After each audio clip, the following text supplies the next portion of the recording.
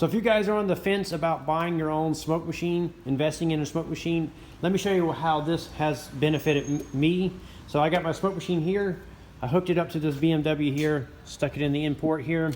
I was able to test a poor running condition. It had a mass airflow sensor code for underperforming, and it turned out to be an internal vacuum leak in the PCV system.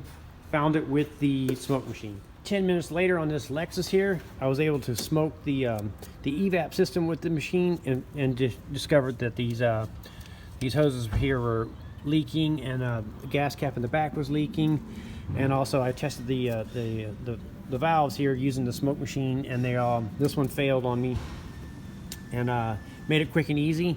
Of course, you could have seen this one with your own eyes. You didn't really need a smoke machine to see that one, but it verified. Then 10 minutes later after that one, I had a Volvo here with a turbo overboost problem, so I was able to hook up to the vacuum switch or the turbo switch here and check the wastegate and determine that the wastegate was frozen. I used the smoke machine to verify that the vacuum supply and everything it needs to work is there by using the smoke machine, and that confirmed that. And I have a bad wastegate on the back of the turbo, or the turbo is something inside the turbo is seized, causing the wastegate to stick.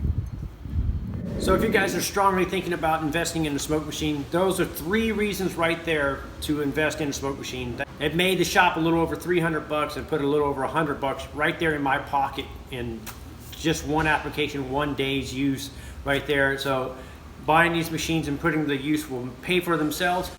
So the one I use is made by Redline Leak Detection. I will link the one I use up in the description of the video. I'm Brian Esser from How To Automotive. I'd like to thank you guys for watching, encourage you to subscribe, invite you to head over to the howtoautomotive.com website for more valuable videos like this. Thank you again for watching.